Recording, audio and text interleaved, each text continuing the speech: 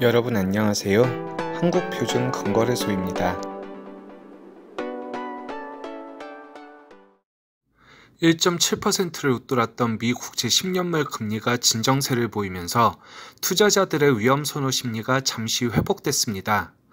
현재 10년물 금리는 1.6% 후반대로 수그러들었는데요. 이로 인해 어제 22일 미국 증시 3대 지수 모두 상승 마감했습니다. 결과적으로 이번 FOMC는 큰 영향력은 없었고요.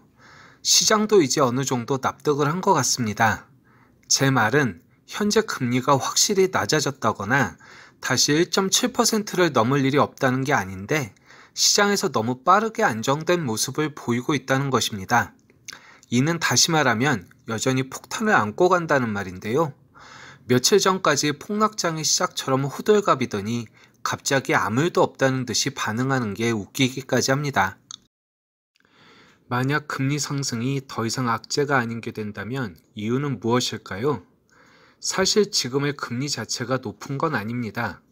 물론 작년 코로나19 사태 직후에 비하면 높습니다만 그것보다 앞으로 국채금리가 지속적으로 상승한다면 결국 연준이 기준금리를 올릴 것이다 라는 것이 문제인데요. 파월 의장은 2022년까지는 올리지 않겠다. 이 정도의 인플레이션은 무시할 만한 수준이다라고 연설을 했지만 그 전에 시장에서 믿지 않았던 것입니다. 하지만 확실히 아직까지는 한국이든 미국이든 개미들의 투심을 막기엔 역부족인 것 같습니다. 이 얘기는 방향은 여전히 상승 진행 중이지만 힘이 그렇게 크지 않다는 것입니다. 여기서 힘이란 속도를 말하는 건데요. 금리가 2%를 넘나들더라도 그게 어느 정도 속도가 완급 조절이 된다면 커다란 악재는 아니라는 뜻입니다. 그렇다고 강력한 모멘텀이 생긴 정도는 아니라서 당분간 현재의 지지부진한 모습이 이어지지 않을까 생각합니다. 현재 새로운 화두가 된 것은 두 가지 정도인 것 같습니다. 하나는 바이든 정부의 3조 달러 인프라 투자입니다. 뉴욕타임즈는 바이든 대통령의 자문관들이 이번 주 3조 달러 규모의 인프라 투자 법안을 대통령에게 보고할 예정이라고 보도했습니다. 이는 시장 예상치인 2조 달러보다 1조 달러가량 더 많은 규모인데요.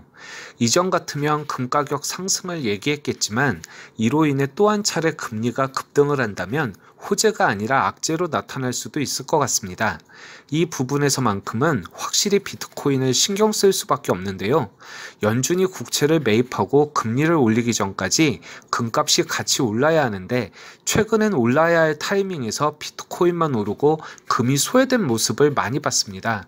물론 앞으로 어떻게 상황이 바뀔지 모르겠지만 비트코인이 어떤 형태로든 안정화가 될 때까지는 금이 차지하는 포지션 중 일부는 떼어주지 않을까 생각합니다.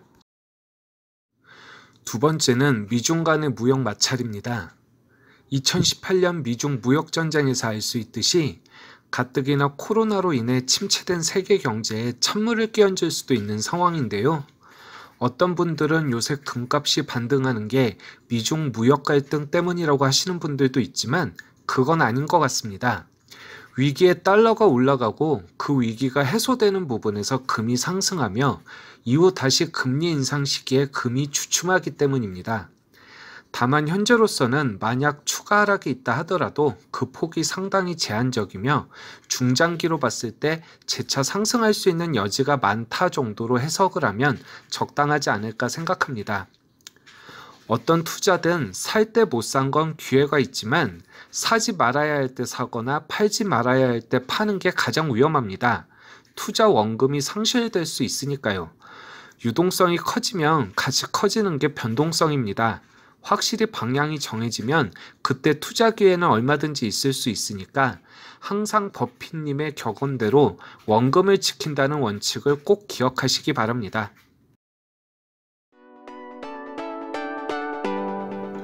구독과 좋아요, 알림 설정은 언제나 큰 힘이 됩니다.